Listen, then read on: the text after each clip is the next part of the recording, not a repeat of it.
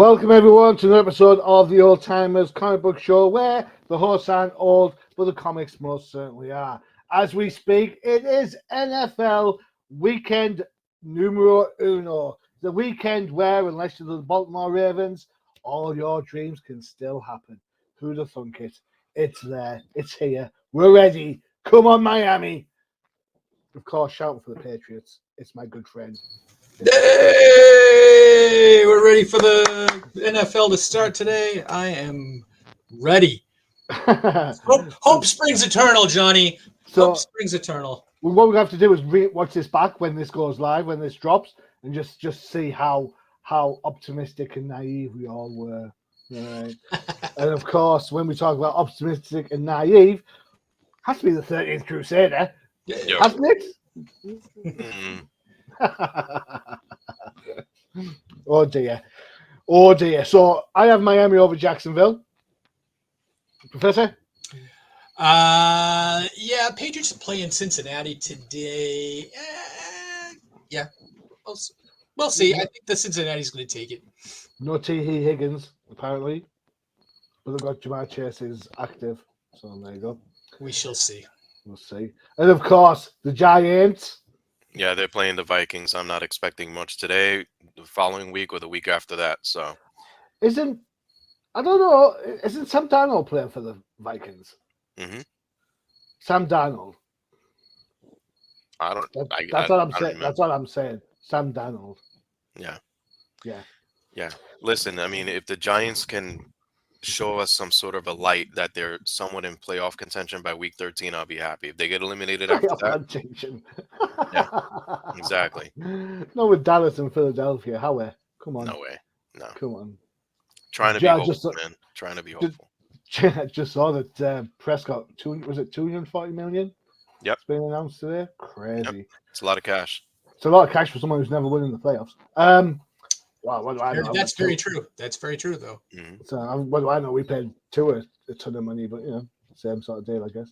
All right, enough football. Let's get on to the comic books. Someone's idea. Whose idea was this? I think it was Bud. I'm the idea man. Yeah. And I'm the good-looking one. All right, okay. So it's heroes who have killed or gone bad, or have accidentally got people killed thanks to being douches. Now, we had a chat off air, as we do, leading up to the show. I was going to go with Batman, because Batman's done dirty, man. He's KG Beast. I was going to go with, but we've done 10 Nights of the Beast. I was like, well, the dude in Batman 27 where he drops him off the building in case of chemical syndicate. We've done that. Then I was going to go Jor-El for destroying Krypton. We've done Action 1. We're in out of books, man. I have a couple of honorable mentions. Go for it. I've noticed that today we have all Marvel books, which is, I think Marvel does this better than DC because remember over at DC before 1985, the superheroes were infallible. So they didn't just kill randomly or even by mistake. They were just perfect, right? Yeah. However, I have from post-crisis 1985. Okay. Superman, John Byrne, issue number 22. I'm sure right. You guys all remember. You don't? Remind us. So Superman kills General Zod and his two lackeys with kryptonite. Ah. Do you remember that issue? I don't. We should have done that. Yeah, I was looking around today and I was like, oh, I remember that issue, and that back in '85, that was super controversial, and I think John Byrne did it because I think he was dipping out of the titles. So they were in between a rock and a hard place. Yeah. And so it begins. Yeah. So it begins. And then there's another Marvel one that I didn't pick, but it was close. Was Iron Man number 124, where Tony, not in control of his armor, kills a senator. Oh. Yeah, his repulsor blast goes off and repulses its way through the senator's chest during. So he didn't have enough iron. See. Okay. 13. Did you have any honourable mentions that you would like to bring to the forefront before we get into this? I thought about it for a little bit, but there was an era of the Spectre. I believe during the Silver Age with Mr. Jim Aparo drawing, where the Spectre was pretty sinister, like killing people that were not doing so nice things. Whereas it was different later on, but in that era to bring popularity back to the Spectre, he was definitely out for vengeance in all caps. A vengeance. Yes. I looked at Wonder Woman, Max Lord, but it's outside of the remit of the show. I was going to mention that too, but that's not 25 years or older. I was like, it's not even close to not being 25, you know. And to be fair, our friend the Knight will not thank me for this. Jason Todd, we could have done, but we've done Death in the Family before, so you know we've had to turn our attention a little further afield for this. Although I have to say, mine's an absolute classic, Stonewall. So that is very true. So I don't normally go for that one, but it's like I can't believe it, nobody picked it. But we'll get there. I picked this kind of topic because it's going to be fall in a couple of weeks, and that's all my whole idea was the fall of heroes. They fall from grace, and I was actually thinking Fall of the Mutants too, and I almost and I was like, oh, hey, maybe I'll do that, but then I was like, But we should, we've been doing event books. We'll do that next time. We'll do the Fall of the Mutants as we've been looking at events, so no reason why we can't do that. Yeah. So this show is single issues for a change of pace. First up is the 13th choice, and I've got to say he's picked an absolute doozy. And the thing is, to me, it's all the stuff that goes on before the big reveal that makes this book rock. So let's have a look. It is Spider-Man versus Wolverine. It's a problem when you team up with Wolverine. You always go first because, alphabet and all that. So this is Spider-Man versus Wolverine from November 1989. On eBay, you can get this for around £18. Go Collect have this as a 9.6 for $60, although a grade 8, which is still pretty good, is 28. So it's an affordable book for sure. 1987 though, right? Sorry? 1987 though, right? Is it 87? I've got 89 on the stat sheet. No? Let me have a look. It's earlier. You're right on the picture that you have above it. It says 1987. All right, okay. Fine. Do you know what? I probably picked the reprint version. That's why the cover's different. Dope. There you go. There you have it. All right, so it's written by James C. Owsley. Art is by the late, great Mark Bright. Before we go into the rest of the creative team on this, I will say that Mark Bright is probably one of those artists, or was one of those artists, who we kind of forget about. But in reality, he is to Green Lantern what Jim Aparo was and Sal Buscema were to Batman and Spider-Man, respectively. Well, you know who Jim Owsley is too, right? Christopher Priest. Is it? It is. Who'd have thunk it, huh? Yeah. Who'd have thunk it? Right, so we're getting the book. Who else is... so you've got Al Williamson as inker. You've got Petra Scottese even as colorist, and Bill Oakley as letterer. There you go. Editor is Annie Nursetti, which I don't normally mention, but she's a really good writer for her Daredevil run. So, without further ado, 13th. It's your choice, right? Take it away. Yeah, there's a lot of stuff happening here, and prior to this book, Spider-Man and Wolverine had met each other only a couple of times, probably less than a handful. One of those times we mentioned it in our last show with the Secret Wars, where Spider-Man basically tossed him to the side. Now, we're going to get a glimpse into something a little bit more definitive, or a little bit more of a battle than their previous meetings. So one of the things that we've said a long time ago, or on many shows, is that there was this kick to get Wolverine popular quick. Now, Spider-Man was, I've always said, was the face of the franchise. You can argue with that maybe he still is these days, but he's definitely up there. Mm, So without a doubt, the popularity of Spider-Man was still reaping a lot of benefits for Marvel. And Wolverine, with the success of the X-Men, was also getting popular. So why not throw these two together? So you had the mm, Secret Wars event. For those continuity buffs out there, you can see the pages of Marvel Team Up for their previous team ups slash history together. And then Secret Wars, like I said, for their battle. But here we are. This is a one-shot book. And I remember as a kid, I didn't see too many of these around with a one-shot story like this. mm. And you can notice on the cover, it was a little more expensive than your typical comic book back then. So to me, I was like, wow, this is really important. It's just flat, straightforward, in my face. Spider-Man versus Wolverine. Is it really going to happen? There's the cover, and you see Spidey makes the cut. I mean, Wolverine is trying to make the cut. Oh, you're killing me. Yeah, I swear to God, did you work on this all day? No, I just came up with it now. Yeah, yeah. Just like Spider-Man, he jumped up over Yeah, Wolverine's yeah. cause. Cool. But Nice.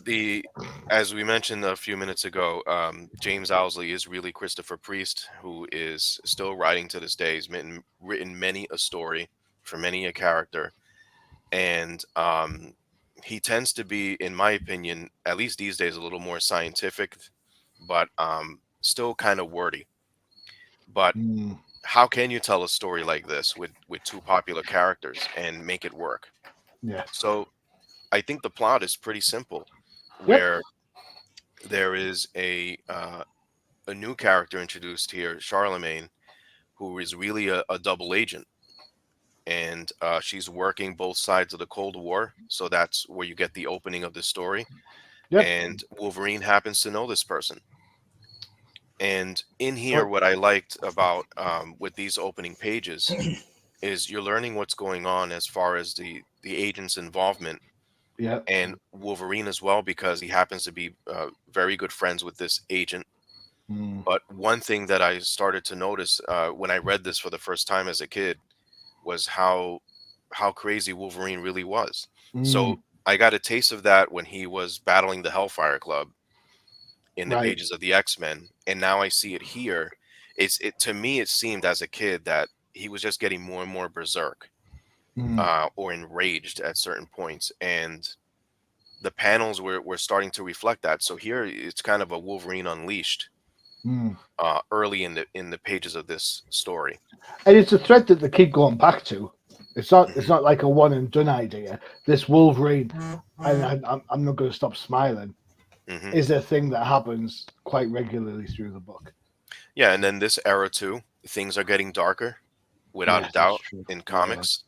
So this was your typical comic book at the time.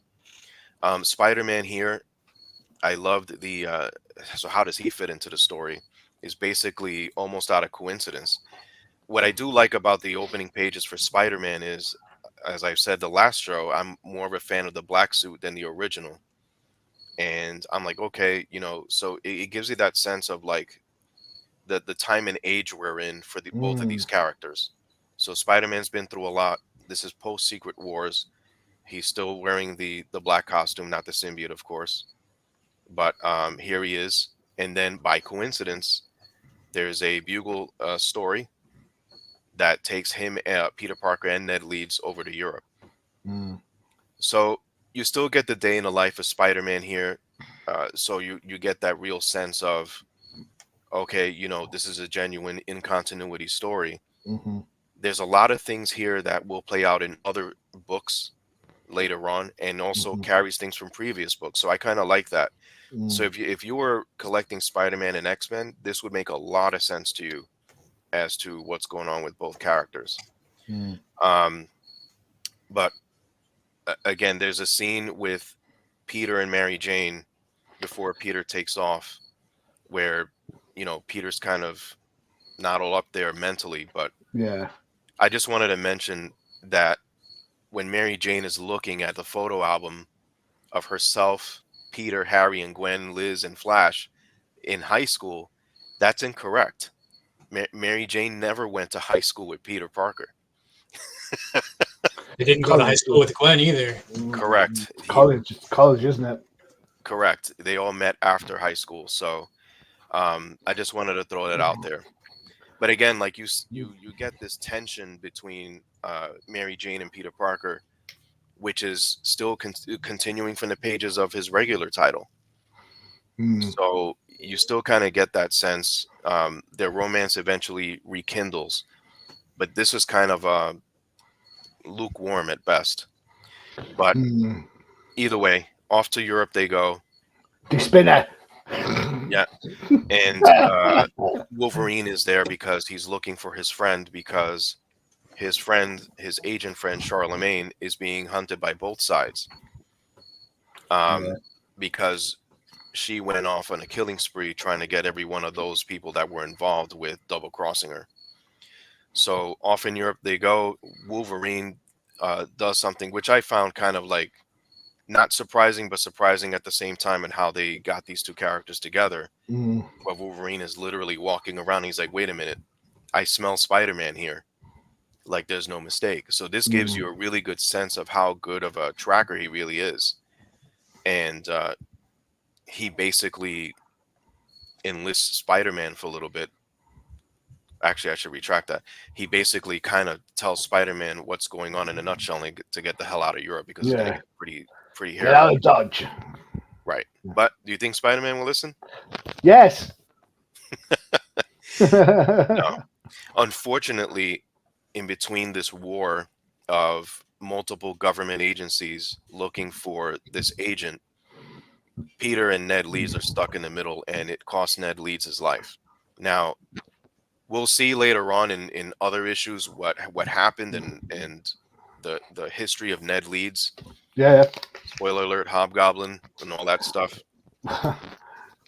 You're spoiling everything today, you ain't you? Yeah. Yeah. But here he is, and that panel there with him with his neck slit, it's one of those, big moments for Peter Parker in his life. Yeah, so we're not. We're not in Kansas. Yeah, exactly. And this is not a character that existed just for this book. Ned Leeds had been around for quite some time, and things like that. And he dated Peter's and married Peter's ex-girlfriend, and Betty Brant. So this isn't a nobody character that got his neck slit here. But ultimately, Spider-Man decides to stay and tries to figure out what's going on. And unfortunately, that has him cross paths with Wolverine again.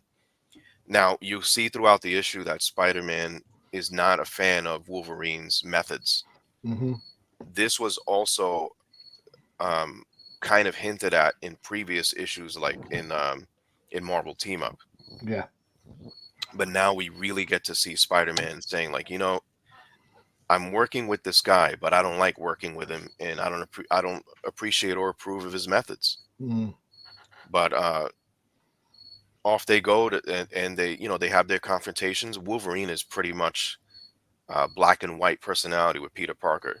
It's like, listen, I told you to get the hell out of here. You didn't listen. I told you this. You didn't listen. Don't push me, because what happens when you push Wolverine around. So ultimately, his friend Charlemagne, the agent, basically has a list of people a kill list. Yeah. And basically succeeds in killing everybody that she wanted to get revenge against. But it's revealed also that she's also dying. And Wolverine, in a way, who is very dear to her, she asks him to kind of mercy kill her.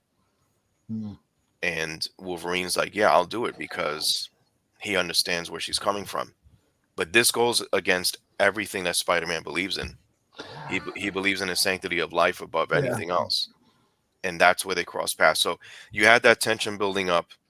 You had Spider-Man's outlook on Wolverine, which wasn't great already. And then Spider-Man basically finds Wolverine attempting to kill who he thinks is a woman who's in danger. Yeah. And then you get a battle between the both of them. And I thought that the battle was very well done. Yep. It kind of highlights both of their agilities, how Spider-Man felt like he was in slow motion because of Wolverine's speed. And the only thing saving Spider-Man from getting sliced up was his spider sense. He may have had the strength, but Wolverine has gone up against the likes of the Hulk and made it out alive.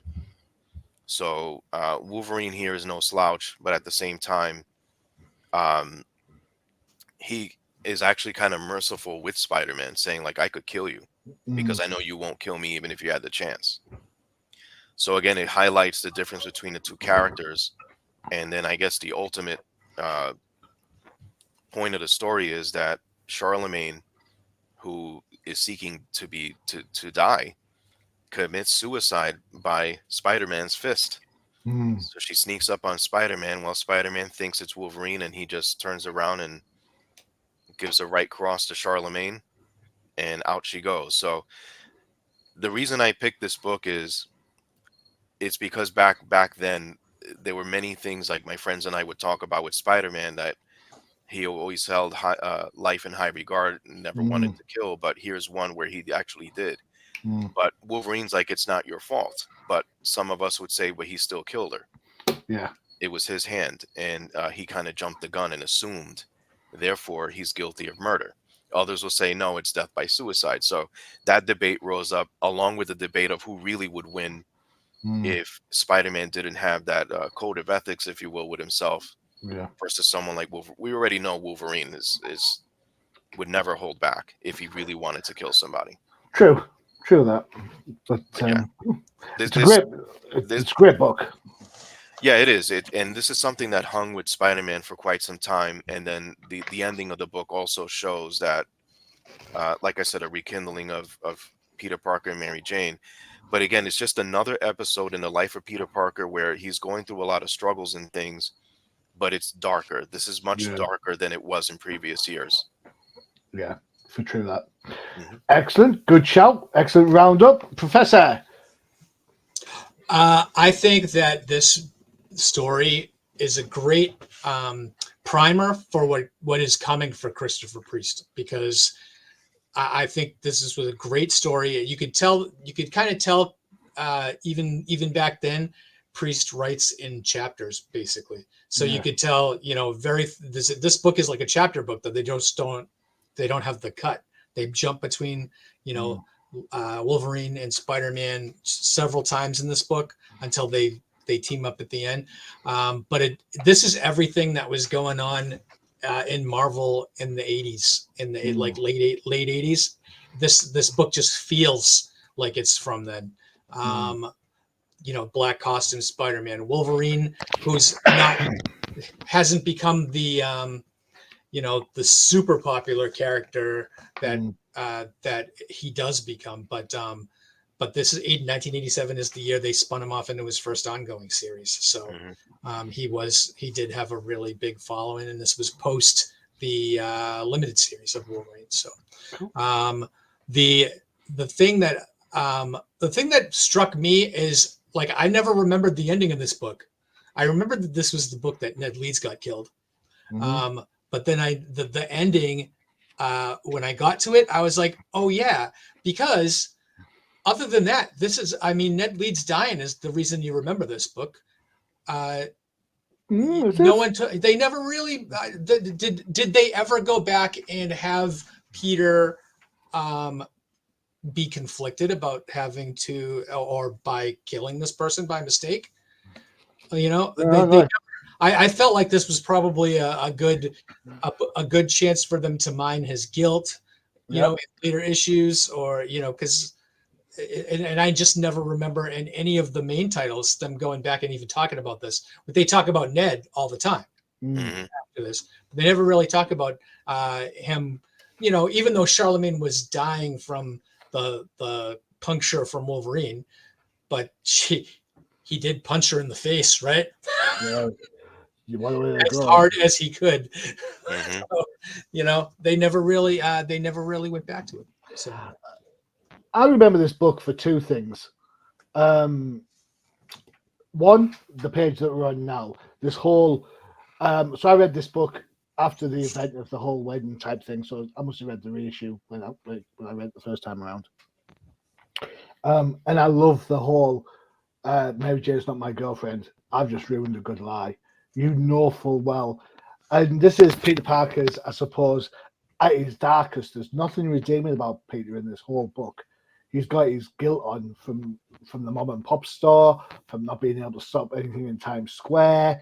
And then it's a continuation of failing to do anything. He fails to save Ned. He doesn't save Charlemagne. He doesn't do anything. He doesn't succeed at one thing. And the other thing that I liked about the book is when Jonah says, "I'll get you the best guy I know." And it's Peter that he rings. Because you never get that affirmation. Peter never gets that affirmation anywhere else. But we know that Jonah thinks like that.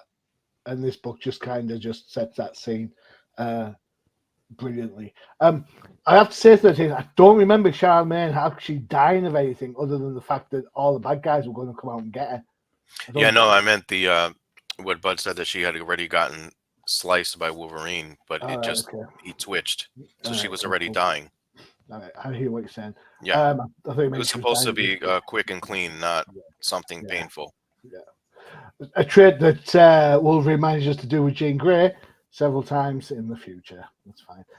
I thought this book was a little bit oxymoronic for where I read it.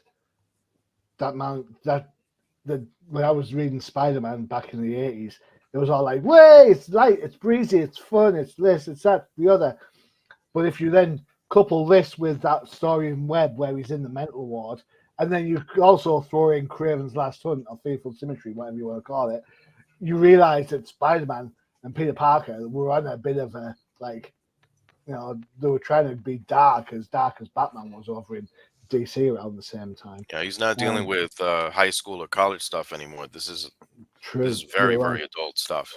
It's interesting we talk about the Frank Miller miniseries, the Wolverine thing. We should look at that. I love that book, the Frank Miller, Chris Claremont book. That is a good miniseries.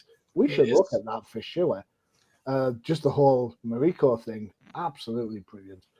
All right, okay, so there's a primer for later. Who'd have thunk? Time for one of our ads for one of our other shows. Where shall we go? Well, we'll go for the shortest one because we are thinking of time. It is kickoff in a little while. So it will go with the Crisis in the Toyverse. Check it out.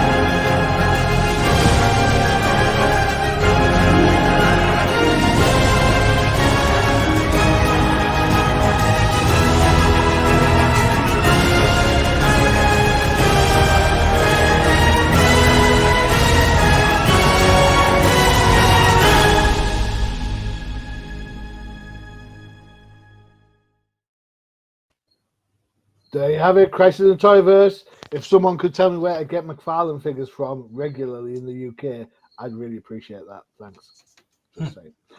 All right, next up is a classic from Bud. Bud, you love this era and you love the author, which is Mark Grunwald. Paul Neary's on art, kinda. However, he has finishes with John Beatty. Diana Albers is on letters. Ken Fednowitsk is on colors. This is Captain America 321 from August 86. eBay have this slabbed at an 8.5 for £39.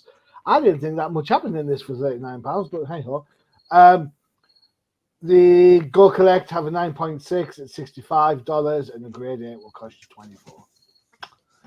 I'm not sure if eBay is just trying to make a book out of somebody. I don't know. Right, so Professor, what is so cool about this book? It's the cover. The cover's awesome, isn't it? It covers Mike Zeck, right? The Mike Zeck cover, yeah. That's an eye catcher cover. If you walk in to a comic book shop to try to pick up an issue of Captain America, you're not walking out without this book, right? Great cover. I mean, plus it's like, oh my God, he's firing a gun. It's a great shot of Cap while he's taking a shot. Yeah. Yeah. So that's this actually, when I first bought this issue, I was taken by the cover and I didn't know what happened in the book, but I was like, something is definitely happening in this book with that. That's, you don't see that. Where's his shield? Where's his, like Cap doesn't kill people. That was one of the big things. Really? That was one of Captain America's big things. Mark Grunwald had his outlook on Steve Rogers' ethics and how he lived, and even though I'm sure that people mentioned Captain America doesn't kill before, but Mark Grunwald leaned into it. Mark Grunwald was like, this is his ethics, his beliefs, and Steve Rogers would never do something like that. And they even say they play it up in this book. Throughout this book, they're like, the tactics I'm using, like even building up when he's going in commando style to free the hostages from the airplane, where he's like, oh, I don't usually attack people from behind, or I don't like these guerrilla warfare tactics. So they were building up, he was building up to where Steve has to make the ultimate compromise in his morals. But this book, to me, this is kind of early in Mark's run, but Mark is still establishing a kind of a rogues gallery for Cap, which he never really had before. And the introduction of Flag Smasher into the Captain America mythos really kind of ties into everything Mark wanted to do with the character, which was build up kind of almost like a political type rogues gallery, right? And people that had different beliefs from those that Steve had.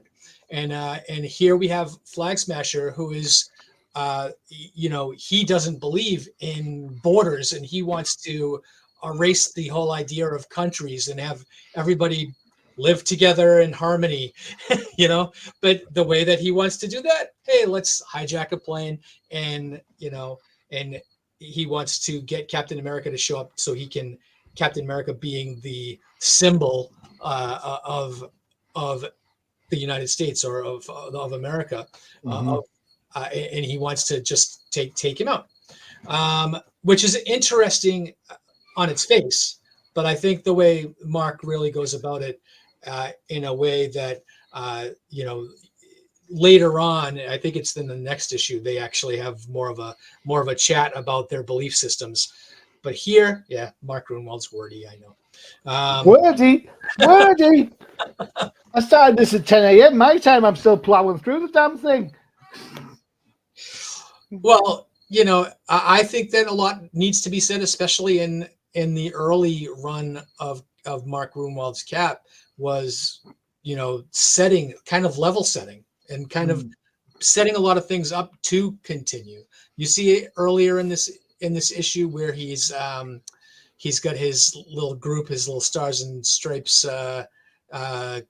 group that's watching his news, I can't even remember the name of it, but they're helping him out with the mailings and answering the phones and stuff like that. The hotline. And here, this issue is kind of affects Cap. That's why when we were talking about the Spider-Man issue earlier, I was like, I don't remember that ever coming back and him having kind of conflict about this. Cap was conflict about this after he shoots the terrorist who had admittedly opened up on the hostages, right, and kills a couple of them. Cap has no other recourse. He's got a gun and he's got a shield. He threw his shield at one, and the other one is firing into the crowd. So what is he going to do? He's got to save lives, so he has to compromise his principles and take a shot. and kill the terrorist. See, the thing about this is I don't think this issue plays as well today No. as it did 40 years ago. So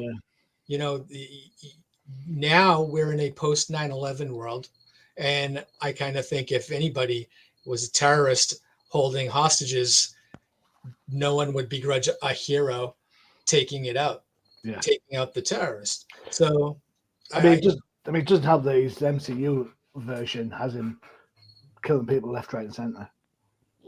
So. Yeah. So I mean, but even though so that I guess if we want to go into the MCU version a little bit, I do think the MCU version, the Chris Evans version of Steve Rogers, is about as close to the Grunwald Cap as we can get. Yeah. But still, the morals are a little skewed. It's a different age back here. Yeah, true that. So it's but this to me, art notwithstanding. Glad you said that. Yeah, the book. This really sets up this Mark Grunwald Cap. The first few years of his run really sets up Cap for the future with Cool. new villains. Of course, this is the longest acronym ever for a terrorist organization. Do you remember what Ultimatum stands for? United Love of. They actually say it in this issue. So do they? I must have missed it in one of the word bubbles. It's Ultimatum as an acronym stands for Underground Liberated, Totally Integrated Mobile Army to Unite Mankind. Yeah, it just rolls off the tongue. That. It does. It's easy to say. It gets the message across. It's strategic headquarters, intelligent espionage. If you don't know what the acronym is, you can't join the group. Hey, cool. Access denied. What can I say? Good call. Well done. 13th, your take on this? Yeah, I agree with a lot of things the professor said. It is also very wordy, so I agree with you there as well. But I guess it's always about the big picture, right? Where Cap at this point has been around for so many years and decades, and it feels like we never really got to know him until Mark Grunwald came along. And now he's laying that foundation. So I agree 1,000,000% with what the professor said. Despite us paying the price, if you will, for a lot of the words, but you get what you pay for. You get your money's worth here. And Captain America was always that symbol of freedom. But now you're getting to see the ideals of Captain America. So there is a difference there.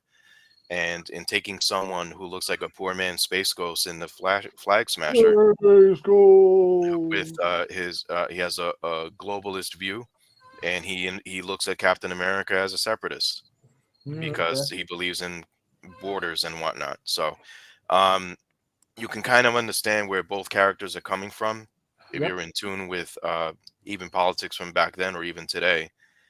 But at the end of the day, as the professor was saying, you don't take a group of people, hold them hostage, and threaten to kill them just to get your point across. So that's not a thing to do. So that's not a thing where to do. where Cap comes in and obviously is trying to save the hostages and has to make that ultimate choice. Back then, he felt bad about it. Remember, he's a man out of his time.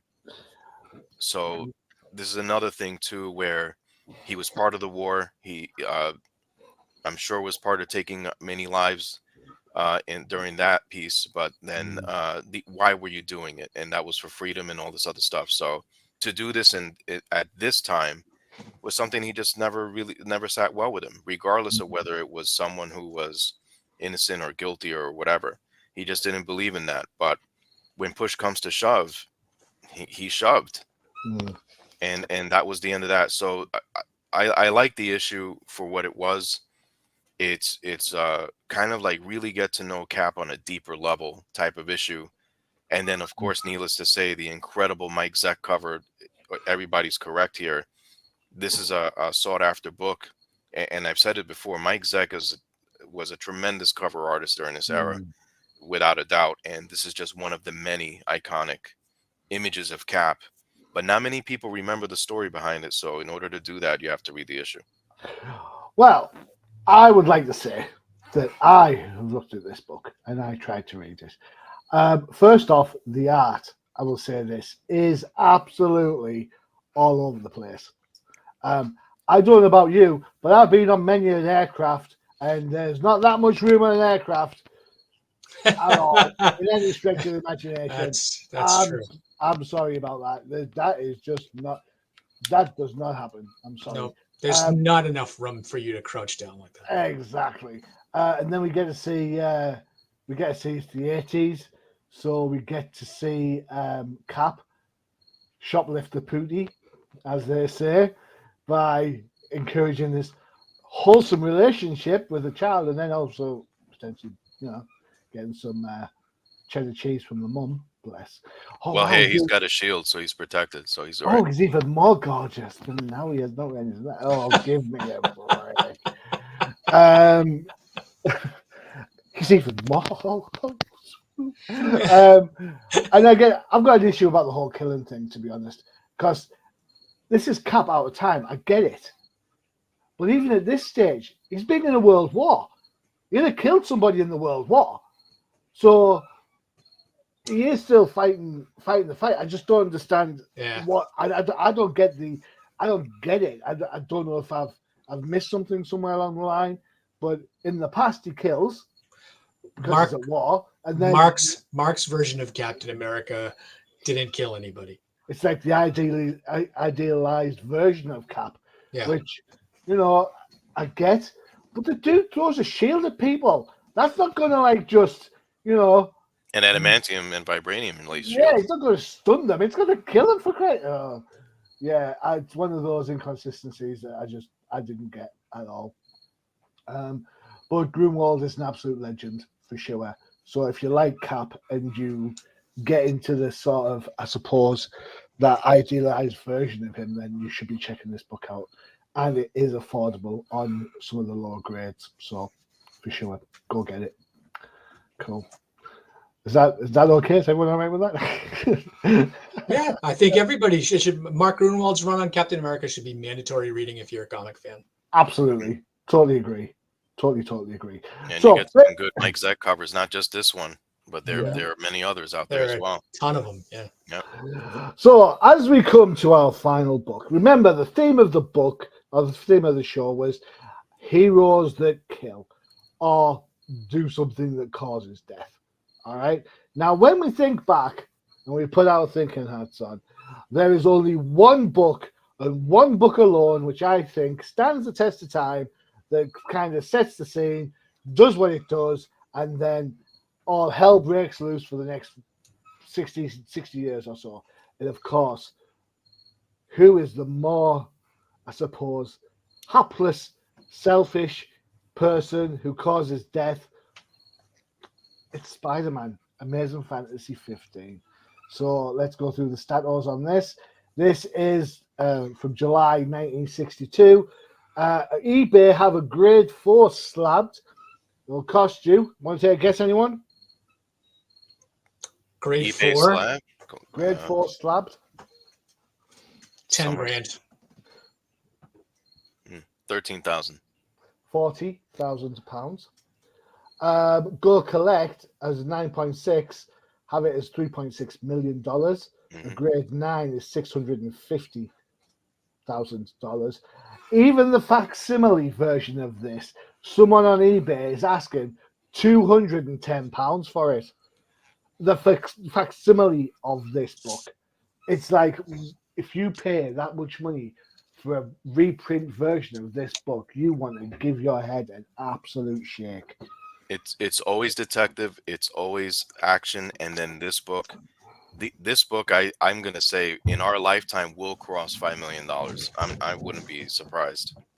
Fine. Yeah, it might be more than that. Yeah. I'm all right with that, but not for the facsimile. Oh no, definitely not. You can't wear. You can. My local comic shop in Darton still have these in stock. You can buy it off the rack at cover price. You can get a Marvel Unlimited subscription for $60 a year, and you can read all the comics you want for free. And on top of that, and it doesn't take up any space in your house.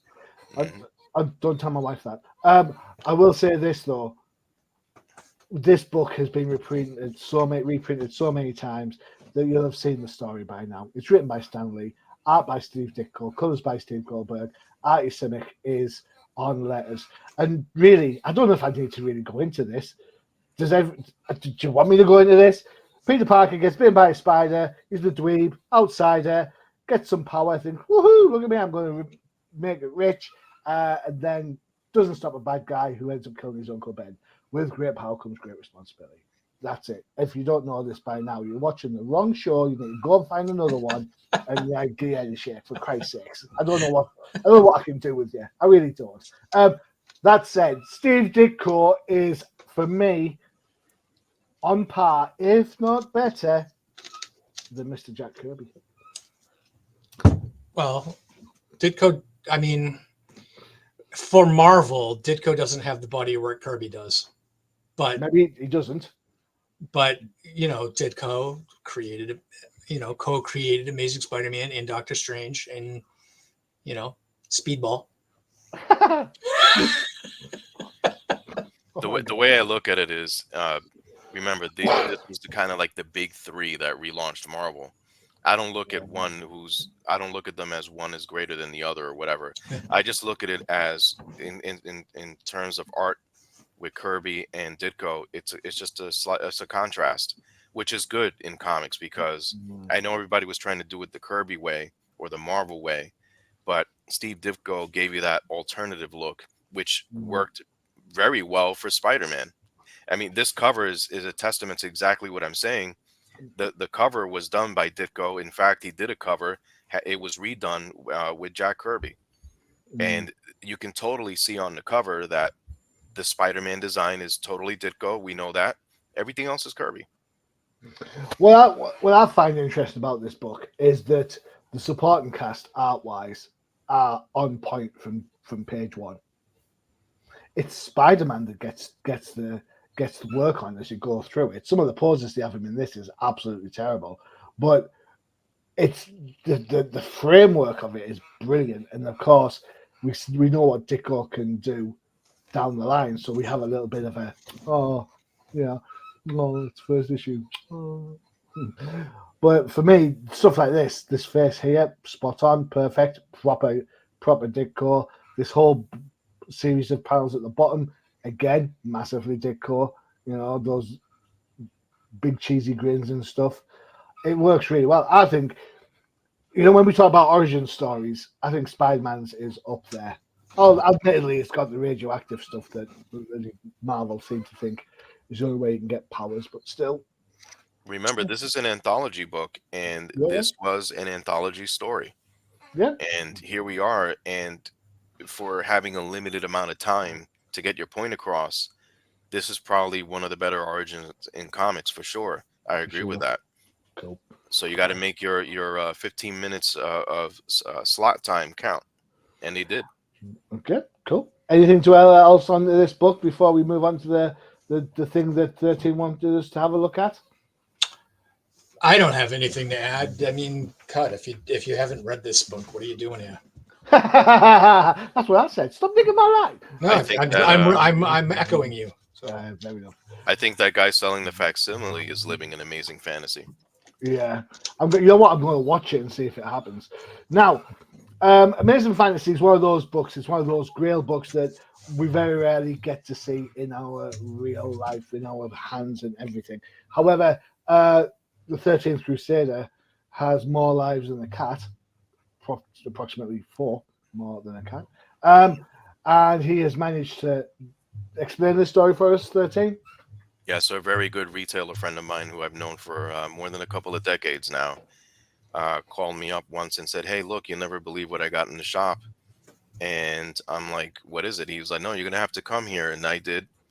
I left work right away and went to see it, and then he showed me this. So I'm like, "You mind if I take some pictures of it?" He's like, "No, so, go ahead." So what he was doing here was he got his hands on an unslabbed copy of Amazing 15, which is a rarity in itself these days. Mm-hmm. And he let me look through the book. And I was so nervous, like holding this thing, because I just mentioned a little bit ago, detective 27, Action 1, and this one, these are like the grail of the grails. And here I am with one of the three in my hands, like reading it as the way it was meant to be. I knew the story. It's just the fact that of getting a chance to hold a book and actually looking at it, it was something I'll never forget. So I'm glad I took this picture of it. And what my retailer friend was doing, of course, was getting ready to ship it to get it graded and slabbed. So I got to see it before that happened. All right, okay. So what grade do we think the book ended up? Professor, what do you think? I'm not that great at grading because I'll read my books. I don't really care what condition it's in as long as I can, Yep. as long as all the pages are there, you know. But obviously you can see it's a well-read copy. The spines got lots of damage. The corners, the whole cover is it's beat. It's a well-read copy, but I think it's in decent condition. I wouldn't, that can be, they restored these, right? You could get this restored probably. Even It's worse. not missing any chunks, right? So Was were all the pages attached to it? Yeah, it was complete.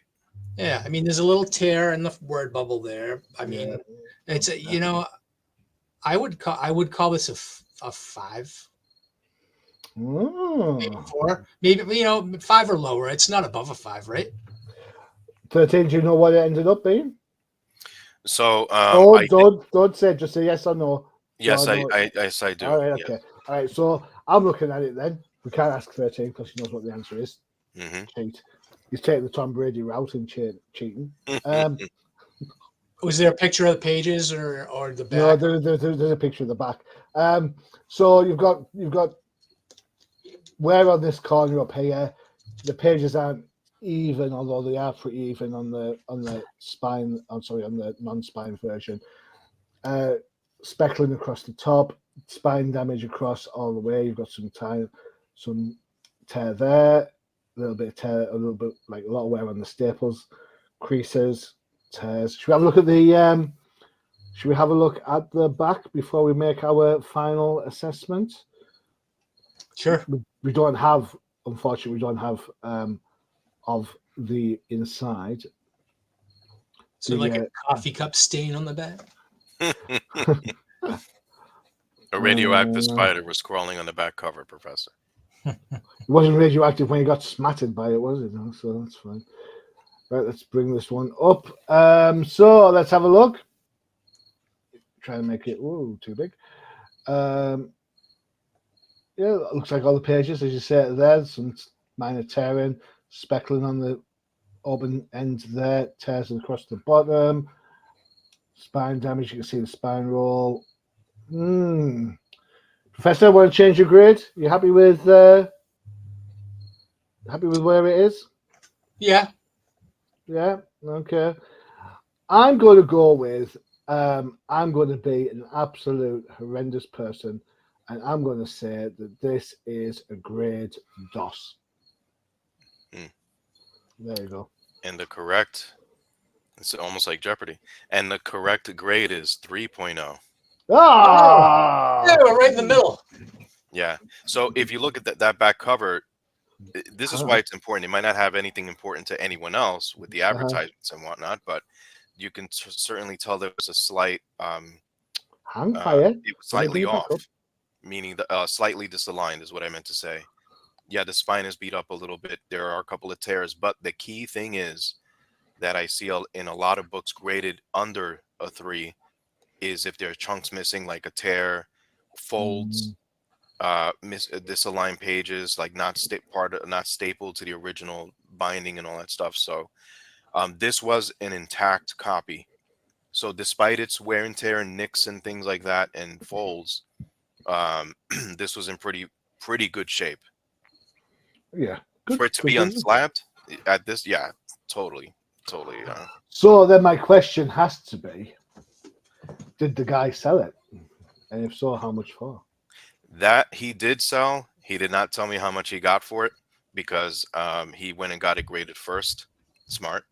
Then he sold it. Now he's retired, living in Mexico somewhere. No, not yet. Not yet. But let me tell you something that you don't see this every day come into any local comic shop. Yeah. You may see them at conventions, and they're priced. The price says see the person working here, see Yeah. the owner. You know, Yeah. this is just one of those ultimate grail comic books that are out there for collectors. But you know what? I'm happy with being able to say that I did hold it in my hands and kind of went through the pages. I was so nervous that I didn't want to leave the book open to take pictures. I just did front and back because it wasn't mine. I didn't own it. Yep. You know what I mean? So I don't want to be like, hey, if you break it, you buy it. You know what I'm saying? Because I can't afford that. For sure. No, I get it. I would be nervous 100% too. Yeah. Yeah. My heart was racing when I was holding this book, and not many comic books managed to make me do that, but this is one of them. There you go. Perfect. Excellent. What a great way to end the show. Well done. Excellent. So we had 3 books. They've all been Marvel books. Yeah, it's interesting where the different attributes come from. It's amazing how Spider-Man set us all off on that sense of fallibility, and then that's just permeated every year. It's like somebody else coming up with Spider-Man saying, "Oh, with great power comes," and yet we still buy into it. It's great. So shows there's something there. Excellent. Right, it's football season. Games are about to kick off. Time for my team to fail. Time for my beer. I'm going to get beer also. So all that's left for me to do is say thank you to the Professor. Thank you, Johnny. Pleasure as always, my friend. And of course. Thank you, 13th Crusader. Of course, I will keep living in my amazing fantasy in Giant Land. Giant Land. You've still got David Jones as your quarterback. Yep. Okay. He's thrilled. Oh yeah, I'm excited. Okay. Can't wait. Yeah. Yeah. Well, that's going to be a shootout, isn't it? Sam Darnold versus Dave Jones. All right. Okay. I'm gonna want to walk into Spider-Man's fist after this season. I'm sure. Don't forget to check out UCPM for all your favorite shows. You saw the trailer for it earlier, The Crisis in the Toyverse, and of course, once a month you get to take a walk on the K-pop side with K-pop Cosmos with Freya and Marky Mark. That's it. We're done again. We'll see you in a fortnight when we'll either be cheering or commiserating. One of the two. Yeah, and with even more books. We might even have hinted at a couple that we're going to look at moving forward. Who knows? I've been your host, Johnny Machine Hughes, and as always, adios. Eventually.